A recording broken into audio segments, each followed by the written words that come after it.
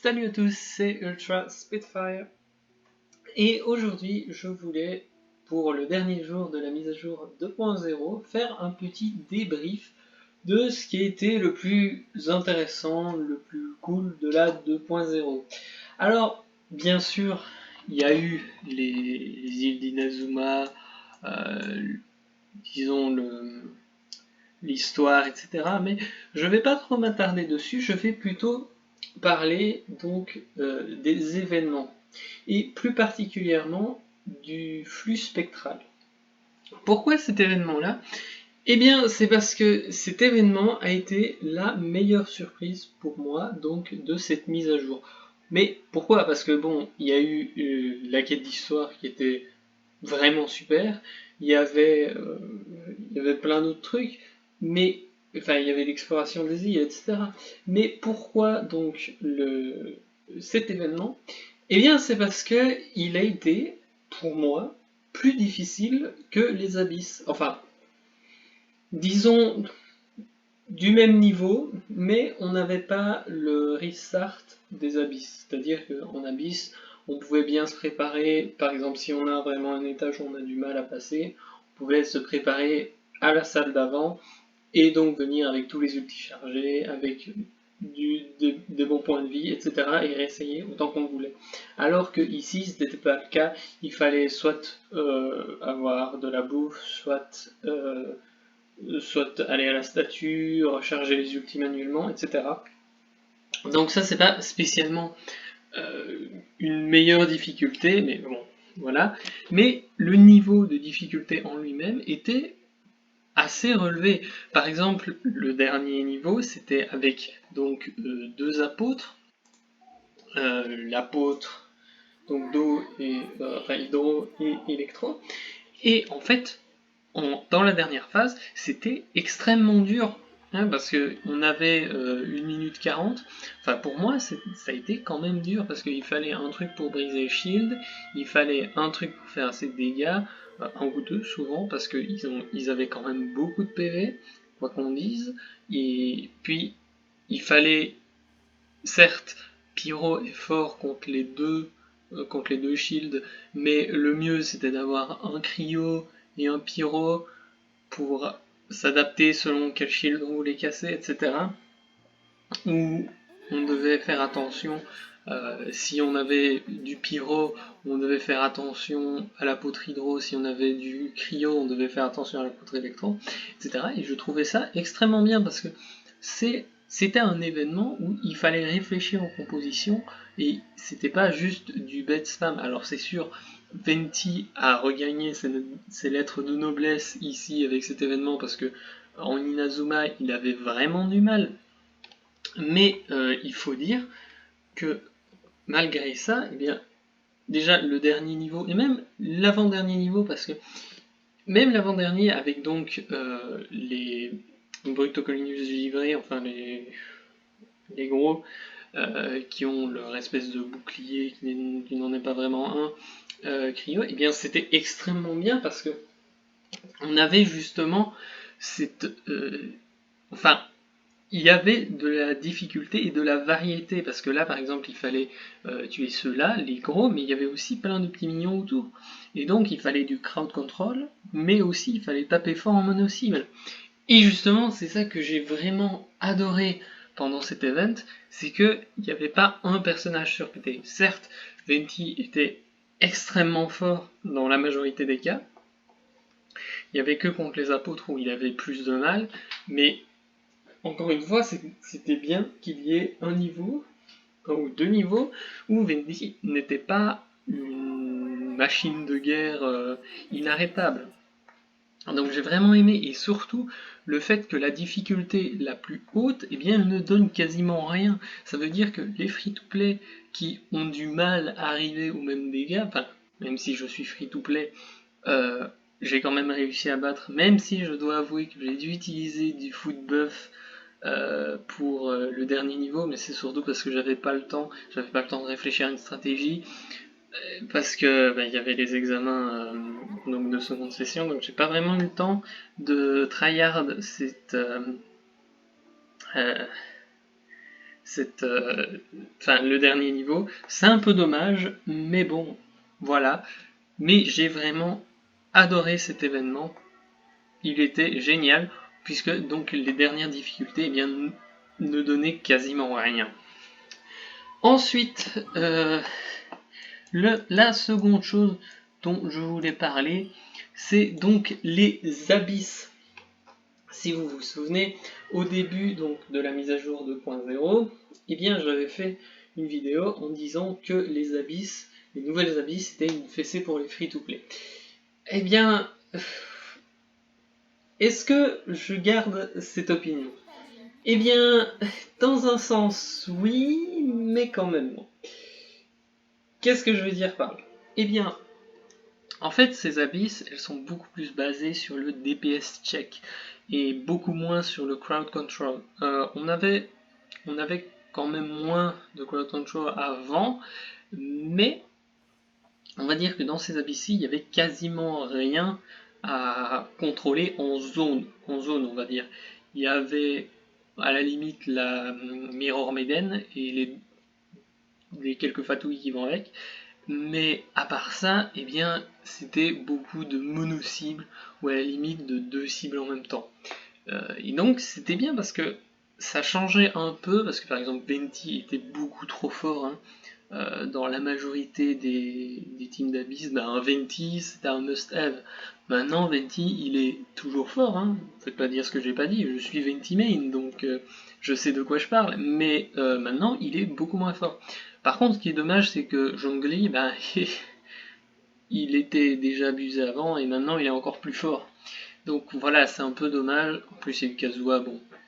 Kazuha, il est pas mal, et franchement, je ne vois pas trop un truc qui pourrait rendre Kazuha moins bon, à part un autre personnage, soit un autre personnage Anemo est plus utile que lui, comme Venti, par exemple, dans une situation où il y a plus de crowd control à effectuer. Et sinon, il donne du boost de dégâts. Il n'y a pas vraiment quelque chose qui rendra Kazuha mauvais. Donc, je trouve ça, dans un sens, un peu dommage d'avoir un personnage aussi fort, mais d'un autre côté, il n'y a rien qui peut vraiment le nerfer. Avec le 4 pièces de la chasseuse, voilà. Mais, on va dire, il est moins... disons, il est moins envahissant que Venti, qui lui, solo tous les fleurs d'abysse, avec qui ont, on va dire, des petits monstres. Idem donc avec Zhongli. Zhongli, c'est vraiment dommage parce qu'en fait, Zhongli, il y a juste rien qui lui résiste dans le jeu. Enfin, il joue son rôle à la perfection et il n'y a aucun counter pour Zhongli. Et bon, ça c'est un peu dommage d'avoir un personnage aussi fort, mais bon, c'est comme ça. Alors que quasiment tous les autres personnages donc, ont un counter. Par exemple, Utao a l'hypostase Pyro, ou les ennemis avec des résistances Pyro. Eula a les robots, même si bon, c'est entre guillemets, parce qu'avec son ulti, elle peut quand même faire des dégâts tellement abusés que même avec la résistance physique des robots, c'est Eula quoi. Et etc. Donc il y a toujours un type d'ennemi qui va contrer un certain personnage. C'est pas toujours le cas, mais c'est bien d'avoir une rotation dans les abysses pour avoir de la variété. Enfin, ça, c'est mon avis en tout cas. Sinon, donc, si on revoit un peu ce qu'il y avait donc dans ces abysses, parce qu'elles vont changer. Je ferai bien évidemment une vidéo sur les abysses, donc sur les nouvelles abysses de la 2.1. Et donc plus tard, je ne sais pas quand le changement sera effectif, mais il y aura un changement qui apparemment va enlever le système de marée. Et je suis très content parce que je n'aimais pas du tout ce système, parce qu'il y avait beaucoup de rotations qui étaient rendues impossibles. Par exemple, mes Nib Anemo, donc les pads Perpetual Anemo Damage, eh bien, il y avait certains moments où juste la rotation ne me donnait pas assez de particules, et donc il fallait que je modifie complètement ma rotation, et que j'ai des ultis prêts, que je suis sur des persos qui avaient besoin d'ultis, même s'ils venaient de le faire, et donc il y avait du temps de terrain qui était gâché. Enfin, C'était vraiment pas ma tasse de thé, mais ça permettait à certains personnages à haut coût élémentaire de briller, donc on va dire que c'était un point négatif pour un point positif. Donc si on reprend les abysses, qu'est-ce qu'on avait? Donc ici, les premiers étages étaient plutôt simples, comme d'habitude, même si la difficulté était légèrement repoussée, c'était rien de bien spécial, donc là, enfin, c'était juste un peu de crowd control, il y avait des dégâts de zone, bon, idem ici, bon, là c'était un peu plus mono-cible, mais vu que ces deux-là venaient un à la suite de l'autre, c'était pas les deux en même temps, donc c'était beaucoup plus simple. Là je pense que les deux venaient par deux, et encore une fois, si on a par exemple Sucrose, eh bien ils ne sont pas si difficiles à battre. Ensuite, là on avait encore une fois beaucoup de contrôle en zone, rien de bien compliqué de ce côté-là. Plus les niveaux ne sont même pas si hauts. Ici, il fallait faire attention parce qu'il n'y avait que 420 secondes et les Bruto Shaman pouvaient être plutôt casse-pieds, mais bon, c'est rapidement expédié, on va dire. Il suffisait de prendre par exemple 2 Pyro ici, 2 Cryo ici, et normalement ça passait relativement facilement. Ici, donc, on avait toujours du contrôle de zone. Les personnages électro ici qui n'étaient pas vraiment avantagés malheureusement parce que il y avait donc beaucoup d'ennemis électro avec de la résistance électro, mais vu qu'il y en avait beaucoup de temps, eh bien franchement c'était pas compliqué de terminer à temps. Ici idem, en 5 minutes, on avait 5 minutes pour finir ça, c'était vraiment pas compliqué, il suffisait de setup un minimum. Mais par contre ici, il y avait donc l'étage, enfin la salle qui en a fait rager plus d'un. Alors, qu'est-ce que j'en pense après donc plusieurs semaines d'abysse comme ça? Eh bien, ça va. Franchement, l'hypostase pyro apparemment va se faire nerfer et j'espère qu'elle se fera nerfer parce qu'il y a beaucoup trop de phases d'invulnérabilité. Le boss n'est pas dur, mais il est extrêmement long. Ce n'est pas un boss fait pour l'abysse. Si on n'a pas des DPS extrêmement forts, et bien l'hypostase pyro prend extrêmement longtemps. Si on ne la tue pas en 2-3 phases, et bien c'est quasiment 5 minutes, enfin pas 5 minutes, pardon, c'est quasiment 3 minutes qu'on perd, surtout avec le fait qu'il faille briser le shield avant. Donc c'est vraiment extrêmement casse-pied. L'hypostase cryo est moins pire, ses animations sont plus rapides, même si elles restent très lentes, on va dire. Mais par exemple, si on a Xiangling, eh bien, dans la phase finale, ça devient beaucoup plus simple parce que on peut placer Gooba près du noyau en régénération d'hypostase cryo. Et Gooba va le chip pendant qu'on va envoyer donc les masses de glace. Donc voilà, c'est toujours possible, donc comme j'ai dit, mais il fallait des teams extrêmement préparés. Si on n'avait pas soit des grosses sources de dégâts cryo pour l'hypostase pyro et hydro, eh bien c'était très compliqué. Et idem pour la cryo avec du pyro. Donc voilà, c'était, disons, un mauvais point, mais ce n'était pas tellement dur parce que par exemple j'ai battu la cryo avec une team triple pyro avec donc Bennett, Ember et Xiangling et, et avec Fischl. D'ailleurs j'ai une vidéo dont je mettrai sûrement le link dans la description.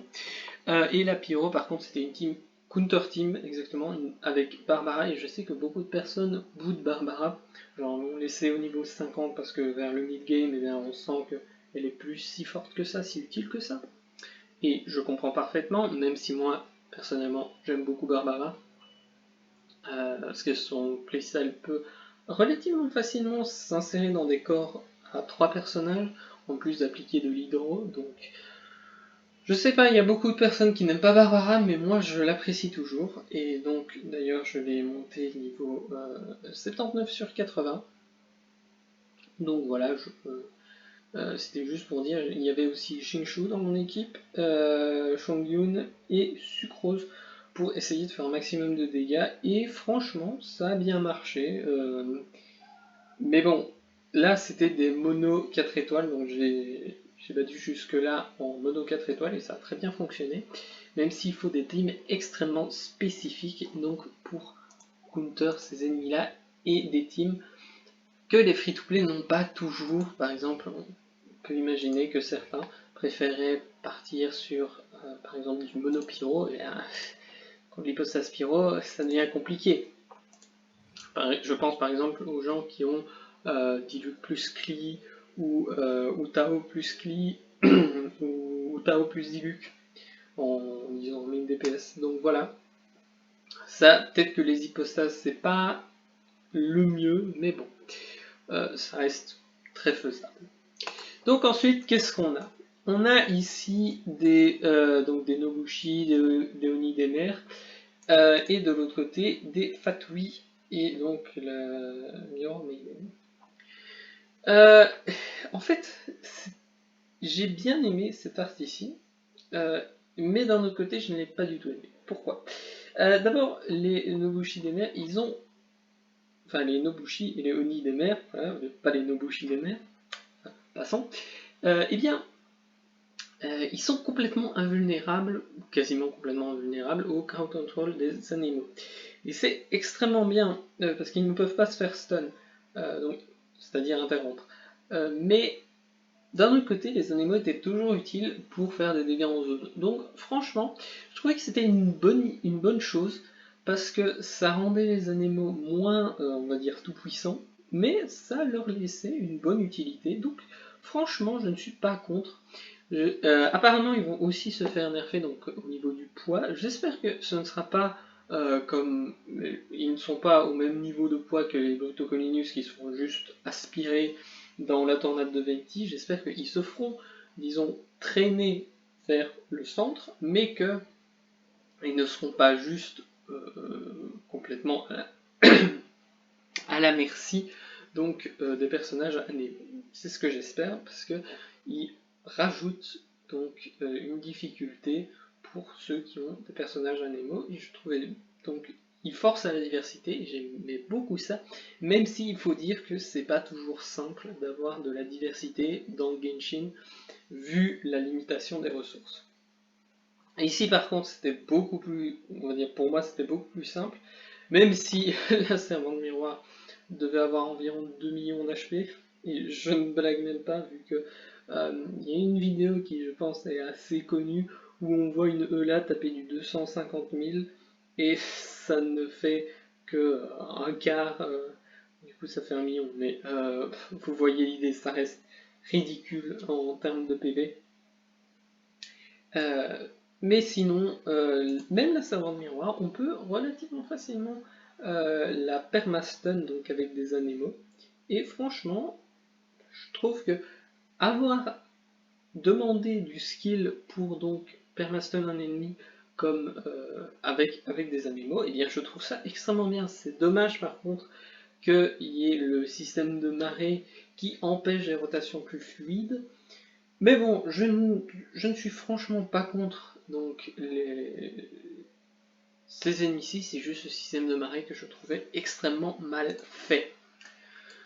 Ensuite, on avait ici, cette partie-ci était une blague, à part pour des one-shots inattendus à certains moments, qui venaient vraiment de n'importe où. Cette partie-ci était très simple. Par contre, la lame Oni avait beaucoup trop de phases d'invulnérabilité, encore une fois. C'est moins pire que l'hypostase pyro, mais il en a beaucoup. Et par exemple, ça peut très facilement, il peut très facilement avoir une phase d'invulnérabilité sur une grosse attaque, et donc personnellement, je préférais avoir des personnages avec un DPS constant plutôt que des gros hits, comme par exemple Eula. Même si Eula, si on tape l'ulti, c'est fini pour la Lamonie. Donc voilà, ça c'est pas grand chose, et d'ailleurs ici la Lamonie forçait à déployer du mono-cible, c'est d'ailleurs à cause de cet ennemi que j'ai amélioré mon Diluc. D'ailleurs si vous voulez, enfin pas si vous voulez, si vous voulez, à la fin de la vidéo je montrerai donc les personnages que j'ai utilisés et donc qui m'ont bien servi pendant ces abysses. Et enfin, la dernière salle, en fait, la salle 3 de l'étage 12, disons, traditionnellement c'était la plus dure, cette fois-ci c'était la plus simple. Il suffisait de bourriner des attaques élémentaires et même avec des dégâts physiques ça passait. Certes pas avec Razor ou Keia, mais avec eux là ça passait largement. Donc voilà, c'était vraiment pas compliqué. Il y avait une ou deux techniques ici. Il fallait spoiler un des deux serpents mécaniques. Mais voilà, sinon c'était tout. Euh, Idem ici, il fallait empêcher un de ces deux-là de. Je pense que c'était celui-ci, de s'échapper en boucle, mais à part ça, franchement, c'était relativement simple. Et franchement, c'était, disons, un changement en même temps bienvenu et malvenu. Pourquoi? Encore une fois, c'est parce que ici c'était vraiment du DPS check. On veut taper le plus fort possible, c'est pas de la connaissance. Par exemple, avec les apôtres, j'aimais bien les apôtres parce que par exemple j'ai fini avec plusieurs personnages qui n'étaient que niveau 50. J'avais deux carries niveau 80 et 85, et puis le reste, bah, ils n'étaient pas si élevés que ça. Et j'ai trouvé ça extrêmement intéressant parce qu'il fallait gérer le comment battre les ennemis et pas forcément le comment faire le plus de dégâts. Et ça, j'ai trouvé extrêmement bien. Et franchement, je trouve un peu dommage que ça ait été enlevé. Mais parce que justement, pour les free-to-play, c'était plus intéressant juste de juste monter un peu un personnage, lui mettre juste assez d'artefacts pour qu'il survive, et puis par exemple briser le shield avec Bennett niveau 50, le mien n'a toujours pas changé d'ailleurs. Faudrait que je le monte à un moment ou à un autre. Mais voilà, il n'y avait pas beaucoup d'investissement et ça passait très bien juste parce que vous connaissez les mécaniques. Par exemple, Bennett plus Jean. Certes, c'est pas le plus efficace, mais par exemple, Bennett, on peut juste le monter niveau 60, où on a donc son passif qui divise par 2 le temps de recharge de son E quand il est sous ulti. On lui met les 4 pièces de tonnerre, et paf, les apôtres électro, ils se font détruire très rapidement. Il n'y a pas besoin de monter les artefacts électro, vu que d'un côté son heal c'est sur ses PV, et ses PV, bon, on peut laisser un artefact hors set. Et de l'autre côté, donc le fait de briser le bouclier, il n'y avait pas besoin de faire beaucoup de dégâts, il y avait juste besoin d'appliquer la réaction. Et donc ça, je trouvais extrêmement bien. C'est donc dommage que ce soit plus là. Je trouvais ça fort free-to-play friendly, mais bon, ça c'est mon avis. Sinon, donc comme j'ai dit, c'est du DPS check pour ceux qui ont monté vraiment un DPS au max, enfin 2 DPS plutôt au max, eh bien ils seront aux anges. Mais voilà, enfin je trouvais que c'était quand même des bonnes abysses. Pourquoi? Enfin, encore une fois, pourquoi? Parce que ça apporte de la diversité dans le contenu. Même si c'est dommage que Genshin limite autant pour ce qui est de monter, on va dire, à un bon potentiel les personnages, enfin, exploiter une bonne partie du potentiel des personnages, parce que par exemple les artefacts sont extrêmement durs à farmer, on est limité dans le level up par la résine, etc. Donc je trouve ça un peu dommage, mais je trouve ça quand même bien d'avoir de la diversité dans les abysses. Même si, encore une fois, bon, c'est dommage d'être aussi limité, c'est un peu... Si on avait plus accès à des ressources, eh bien, ça me plairait énormément d'avoir des abysses qui changent du tout au tout, d'une semaine à l'autre, qui est personne qui puisse anticiper ce qui viendrait après, et on ait très peu de temps pour se préparer, enfin pour découvrir les bonnes strats pour le battre, mais qu'une fois qu'on découvre la strat, c'est extrêmement facile. C'était le cas avec donc les shields des apôtres, et franchement, je trouvais ça extrêmement cool. C'est dommage qu'il n'y a pas d'autres mécaniques comme ça, ou un truc peut-être comme l'Océanide, enfin pas vraiment comme l'Océanide parce que on va dire l'Océanide il y a beaucoup de pertes de temps, il n'est pas extrêmement bien fait pour les abysses donc, mais par exemple en plusieurs vagues ou si on tue certains ennemis on a plus de temps et donc on pourrait build certains personnages pour avoir plus, pour battre les ennemis qui donnent plus de temps, par exemple. Ce genre de diversité, par exemple, il y avait aussi le truc de marée ici, je n'aimais pas beaucoup, mais qui peut être extrêmement fort pour certains personnages. Et donc, pourquoi pas le reprendre au bout d'un moment. Mais encore une fois, il faudrait donc qu'on ait droit de la diversité dans nos personnages montés. Voilà, donc c'est ce que je pense. J'aimerais vraiment avoir plus de diversité dans ces défis plutôt que juste un gros DPS check. On avait eu les shields, c'était vraiment bien. Bon, ils y sont plus, c'est tout aussi bien. Donc voilà, on va juste regarder vite fait donc les personnages que j'avais utilisés pour donc battre ces abysses. Donc on a évidemment ma Xiangling. Rien de bien spécial, les stats sont vraiment pas ouf, hein, mais elle fonctionne. Donc c'est avec le fléau du dragon, évidemment, et en 4 pièces sorcières. Comme d'habitude avec ma coupe mauve, hein, mais bon, le donjon sorcière est toujours aussi gentil avec moi. Mon Venti, donc mon main, voilà. Je pense que vous commencez à le connaître maintenant. Voilà, avec les ailes de la voûte d'azur. Il est pas fort free to play, hein, mais bon, il est pas fort free to play friendly celui-ci, mais bon, j'ai dédié extrêmement, enfin beaucoup de ressources dessus, donc voilà. Mon albédo, bizarrement, je n'ai pas utilisé beaucoup, juste pour la salle 1, mais bon, voilà à quoi ressemblent les stats. Il est efficace sans plus, donc, mais franchement, je l'aime bien. Mon Diluc, lui qui m'a beaucoup aidé contre donc la Lamonie, en duo avec Shingshu et donc Sucrose. Voilà, c'est rien de bien spécial. Bien sûr, l'espace de prototype et 4 pièces sorcières. J'ai la C1, mais j'ai battu en C0. Hein.